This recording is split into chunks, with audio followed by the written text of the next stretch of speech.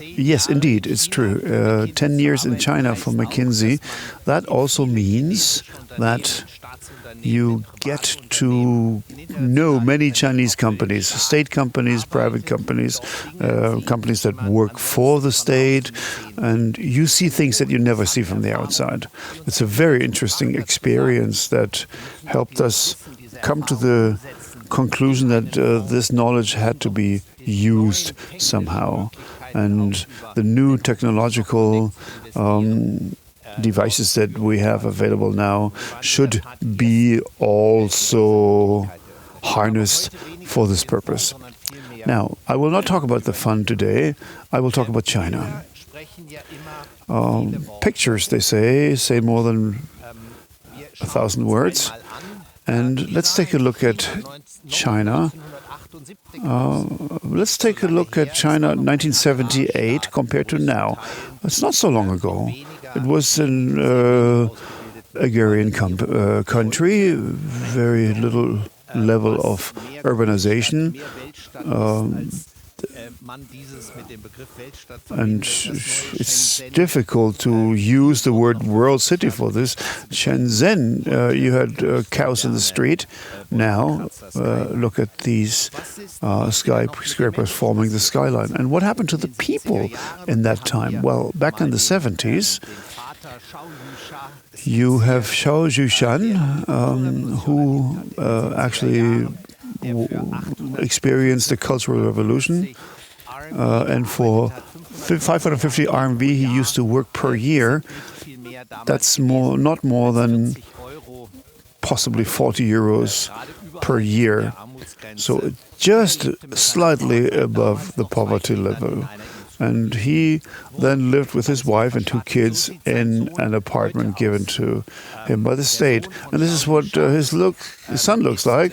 His son, in the year 2020, he graduated from Beijing University. There are 2 very good ones, the super elite universities. I actually taught there myself for some 15 years. And the other one is Peking University, Beijing University, top-level university. He works for a big internet company, makes about 100,000 euros per year, and his life is about digitization, smartphone, dating, media, entertainment, shopping. There is no such thing as paying by credit card or in cash. It's all done online. He's now thinking about buying his second apartment, and at least 2 or 3 times a year he will travel overseas on business. Now, you see, you have not seen that radical change in any other country. And of course, that is seen in the development, as you may ascertain from this chart. So the first 1,000 years go very slow, and then very fast, and then it slows down. And it's always been about 1/3 of the overall manufacturing economic power of the world, 1/3. So the Indians then, since the 1970s, actually fell back, and the Chinese in the time of the Industrial Revolution. And China went onto a level of less than 5% of the global inland domestic domestic product. And if you talk to Chinese people today, it is something very natural that they make up 1/3 of the world. And they are very fast. And these are the figures that you see in correlation with the leader of the country. Everything was done collectively, and of course the country was not faring well. And the people did not have enough to eat. Thousands of people, millions of people starved to death. However, the whole country is still celebrating the formation of the socialist state. And then you had the economic reform, that was back in 1976, 77, when you had Deng Xiaoping. So privatization, agriculture was privatized, and companies were privatized. And there was a huge improvement in the condition of the people. And it was basically the foundation for capitalism. And then you had the incredible speed up when you had the stock exchanges. You had the first tool that you were able to invest in China. Foreign institutional investors were able to then invest money in China. So it was the new empire. The first one was America. So this is the new empire. And then, like I said, you had the stock exchange. So directly through Hong Kong, you were able to invest there. Now, this led to an incredible development of the medium class, the middle class, and of course the poverty line was moved. So $1 per day, that was a long time ago. $1.90 a day. By that definition, there is no such thing as poverty anymore in China. But back in 1991, it was on the 9th position in terms of economic power, and then it moved from 5, 6, and now it went past Germany and then past Japan, and now it's in the 2nd position.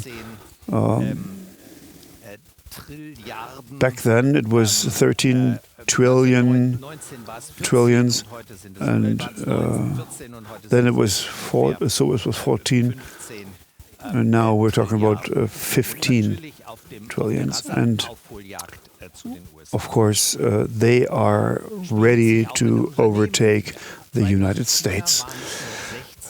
Look at the companies. In 2004, there were only 16 companies in the Fortune 500. 2018, 119. This year, already more than 125. So there's more Chinese companies in the Fortune 500 than American companies.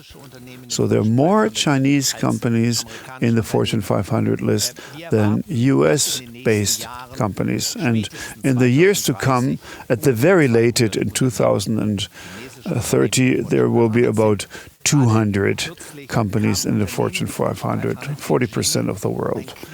So, BG was basically a climate control manufacturer. Nobody knows it. It's a very small company. So they want to manufacture something different. They have an incredible design, and they moved all the way up to the Fortune 500. Yeah, this is an interesting list. We have what does it look like in the market capitalization in the individual stock exchanges? Now, these figures for 2018 are the real ones. So it was 14% of the entire asset value in the world. If you believe in the triangulation, this is by WFE, Goldman, and so on. They are the ones. And this will go from 14 to 28% in the next 10 years. Asia goes from 31 to 44%. And North America, and this is something that we need to understand, will go down from 46% to only 25%. And Europe will also drop from 19% to 14%. So in other words, we are at the beginning of the Asian decades. Asia today, when it comes to purchasing power, has basically overtaken the rest of the world. Asia is bigger in total as the rest of the world. So these are the Asian decades at our doorstep and mostly driven by China. So what is going to be happening in China in the next years to come? We try to reduce it to 4 main themes. Okay, we call it leapfrogging. So they basically move from capital intense areas to areas where you do not need so much capital input.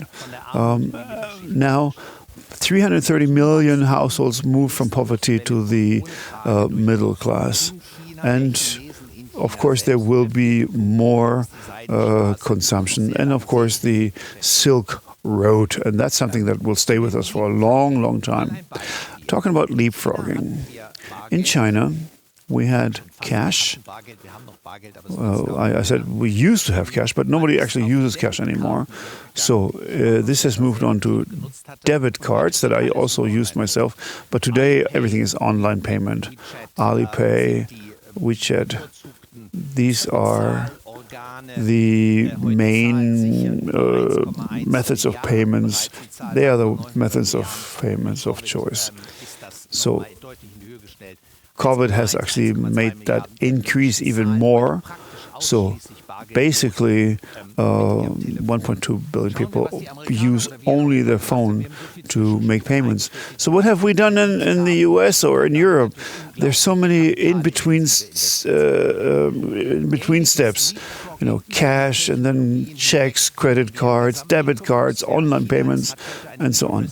China has an e-commerce trade that is bigger than the other 4 or 5 biggest countries together. China went all the way to 5G in their mobile phones. Basically, they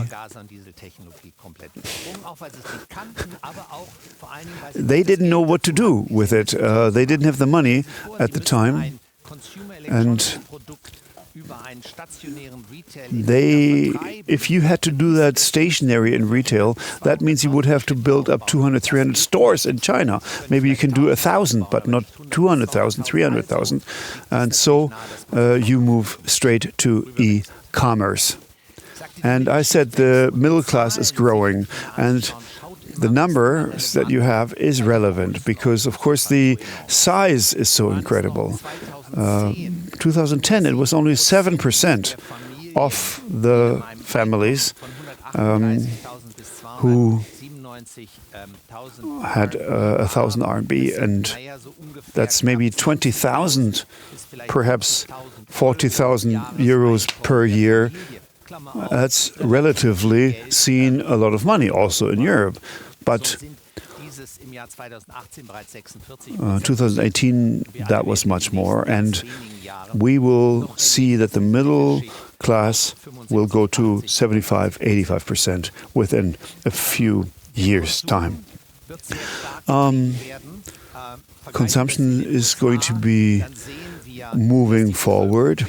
There's much more population than in the US, of course. So we have a factor of 30. So consumption drives it forward, and the difference import-export is still there. But the main driver is, of course, consumption. Now, the Silk Road is my final point, and please do not forget. You can also almost call it land grabbing. We're talking 63% of the world population and about 1/3 of the national product. It's not only one country, many countries. So they build up roads, airports, train stations. And these are loans not actually extended by the World Bank, but by Asian banks. And many of them are not directly monitored from China, but of course they have their hand in it. So look at the 10 key technologies that President Xi already announced: electricity, farming, railway, robot technology, IT. They simply want to be completely independent. And the aims are there, and what you do not take as a target, you will never be able to reach anyhow. So you must pronounce it as a target first. So this year, China and India are going to be growing. All the other countries are going to shrink. I think this is going to look a lot worse than what it looks here. Some countries are going to shrink much, much more than what we see in official figures. And what we see in China and also in the rest of the world is what is being caused by COVID-19. Three things. Number one, you have the mental context. So how would the individual person see himself, his future? In what direction is he moving? What areas are important for him? So for the first time, you see in Beijing that the sky is blue, and the context is different. How people talk to each other, how people interact, the social distancing is there. We work differently amongst friends, but also with the state or with official institutions, and the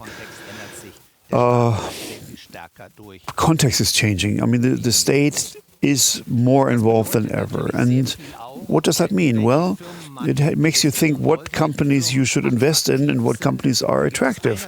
So one question is, which companies in the long term or the medium term will become world leader and then show this incredible growth? Usually in China, we say it's 8 years from founding a company to being in leadership positions worldwide. So digital health, medication, e-commerce, online learning, automation, robotics, video conferences, artificial intelligence, tracking 5G, and so on. There's more than that. And this is how you select them. You do behavioral analyses, but and of course you look at the capital market and fundamental analysis, but the important thing is the behavioral analysis. You ask, how do companies actually react to the current situation? And these, for example, are companies that are interesting, and they have actually been benefited from the crisis. Penang, JD.com, Ping An Good Doctor, they offer teleconferences with a physician who may be any place. Within a week, they moved to 1.1 billion users. People understand, I don't have to go and actually see the doctor physically, but I can do it through this platform. JD.com is the greatest and biggest online and offline trader. It's still behind Amazon and Alphabet, but it's already in situation number 3. And then we have New Oriental Education, is the leading supplier and provider of private language teaching, and many other companies of that ilk. Now, what is important? If you have these moments of tensions in between the US and China, I don't think this will end up very peacefully. We believe that, and studies from Harvard also support that, if a new empire is actually growing and is getting stronger than the existing empire, there will be wars. Now, these are economic wars. And that's exactly what is happening right now. China wants to be independent, and they want to form their own cycle, which of course also gives them great opportunities for investors. So what do we need? We need to have a sensible technology, way in which to invest in China. At the moment there's the UCITS and the Hong Kong Stock Connect tool. That is a way of using a broker in Hong Kong to invest directly in the mainland market. You need to have a method which reflects the specific aspects of the Chinese market. Which figures are available, which figures are true, who audits the company, which people are managing the company, and what is behind the facade. You need to do that on the site in Chinese with a Chinese research help. You need to have a network in China.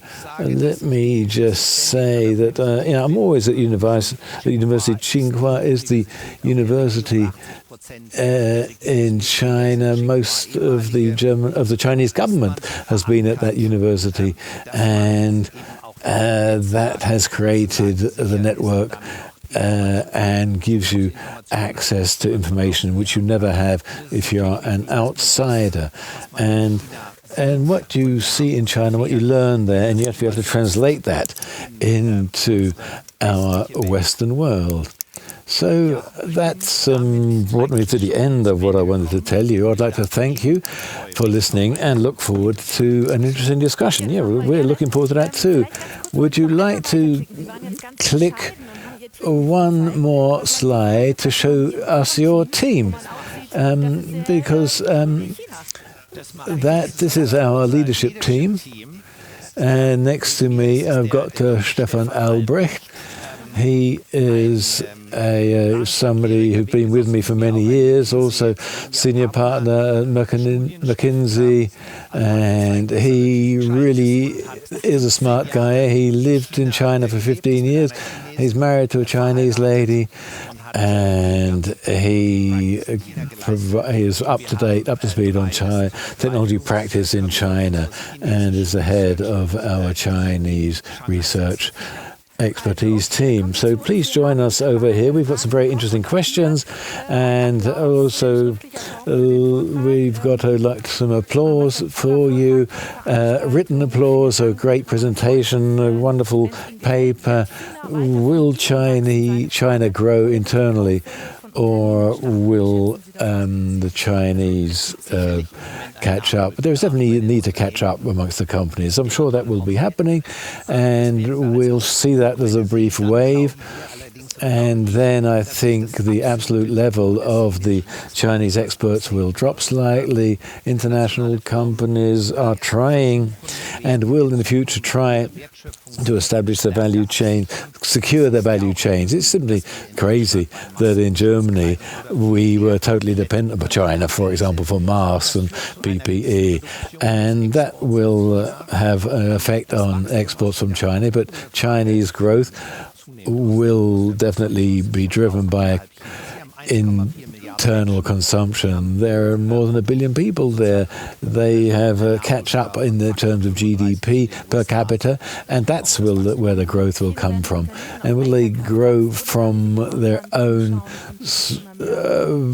from themselves, or will they be international support? They will become more technologically independent. They are, in terms of in electronics, they're not always dependent, but they are gaining independence. They are becoming independent. Maybe they might be independent in terms of mainframe computers. But you've seen the list, and the same list as the list presented by President Xi: made in China, and made in China, based on made in Germany. Those are the core technologies. And when China is independent in terms of the core technology, independent of Europe, independent of the US, and then will China have its own force? There are two main centers in the future: US technology center, trading, and a China-centered realm, and they will develop parallel to one another. There will be overlaps, but the major growth is today in Asia. What we need is European centre. So the question, what you have presented, the sad news for Europe, very worrying. So where are our opportunities? We've got massive opportunities. In Germany, for example, where we still have an intact and trained Mittelstand, the small and medium-sized enterprises. We've got the kind of tradespeople they don't have in anywhere else in the world. We have massive academic resource. We need to just think back and what we have onto an entrepreneurial spirit and take our future in our hands. We need to be less dependent upon the state. We shouldn't ask the state to jump in. We should use our own strengths to move forward. We have massive potential. We have, in Middle Europe, in Central Europe, we have massive intelligence, and we need to just use it better, to use it as a resource. This made in, what is the label under China? Is this duality, state and capitalism, will that stay? Yes, I think the dualism will stay. The government there has developed this strong hand, this iron hand, and is developing that strength. And I think that means we have a very much planned system. There's a 5-year plan, which goes into massive detail, incredible detail. And if you look at the election period in China, it's 5 years. The 5-year plan is 5 years, and it has a 2.5-year overlap. So a new government will only, first of all, continues the old program from the old government for 2.5 years. Then it has time to develop its own plan, and then starts implementing and launching its own plan, and then that applies for 5 years. So this relationship between state top-down structures and this entrepreneurial bottom-up driven force, I think that's a new societal system. I'm not saying this is the way to go. I think it is very much different to the system, our democratic systems that we know of, but I think it can be successful. And is that the successful model of the future? It is so far it has been a very successful model to date, and no state has ever had this population, 1.4 billion, which has been successful and developed this middle class over such a long period. As we know, middle class is a stabilizing element in any country. We can see in the States, the middle class is shrinking. And in Germany, the middle class is fighting for survival. And in China, it's gone a different way. We have a 12% wage increase every year. That is an incentive for investment. That creates housing. Look at a driver. He had $10 per month. 10 years later, he was getting $1,000 a month. He had bought his own car and bought 2 flats in Shanghai. And last year, he visited us in Germany with his wife and his kid. This guy is very proud of of the wealth he has created, and the state has in the past set the framework in which that can happen. And if I instead look at a young doctor, for example, in Germany, who has 50,000 euros a year in Germany, and can hardly afford to pay a rent in Munich, something's gone wrong. You have to be born in the Chinese system to feel at home in it. And it is definitely, it's a very... in Germany, we're not controlled. We live in freedom, and each of us are very much dependent on, thrives in democracies. But the other system is still there and has helped them achieve the wealth they have. Both systems have done that. So I think a new system is coming our way. Look at the capital force. We've got the Americans. The Americans are trying to force the Chinese out of their capital markets. And what about the importance of capital in MNCI index? And what about Shanghai? Will that be the new Wall Street? The delisting, that doesn't actually happen in reality. The Senate has put forward a law. it's basically aiming at all states and all countries. It's not only China. They're not actually focused on China as such. And the soup is always never eaten at the temperature it's cooked at, let me say that. They want to have fair figures. They want to have a companies non-manipulated by state forces. There's a transitionary period of 3 years. We think we're looking at very broadly. We're pretty relaxed about it overall, I must admit. And Henrik, let me quote you. Henrik, he said, maybe there will be a gold stamp. Maybe it'll gold stamp for a Chinese company to be listed in the States because it's overcome all these hurdles. Maybe that will be the new gold mark. But the emerging markets index, it doesn't fit for Chinese anymore. It will definitely massively rise because China is trying to walk slowly. Chinese always take a step-by-step approach. They take a small step, test it, see what happens, then take the next step. And there will be a massive capital growth in China. And once its economic power is reflected in the indices, we'll see things change. And the capitalization will move from 14 to 28%. And moving on from that, another question, your slide 16, the key industries. Investing at the present. Where are you investing at the present? And can you give examples of where you are currently investing and where you are what you're most convinced of yourself? We're investing, first of all, only in the industries which are not over-regulated by China. There are two Chinas. There's an old China that has overcapacities, there's too many staff at poor productivity levels. That's coal, steel, fabric, textiles. Those are, and there's a new China, all of the new technologies, healthcare, e-commerce, the future technologies on the right-hand side, which she mentioned, telehealth, online education. These are industries which are growing at 15% a year per annum. And if you look at the market developments of CSI 300, if you disaggregate that from the market developments of the state companies and from the private companies, you will see that the index is not very positive. It's risen, yes, it's climbed, yeah, but not as planned. So there was your question, why aren't the markets reflecting that? Because the indices are dominated by the state companies. They're huge. They've got hundreds of millions of staff, but they aren't developing very well.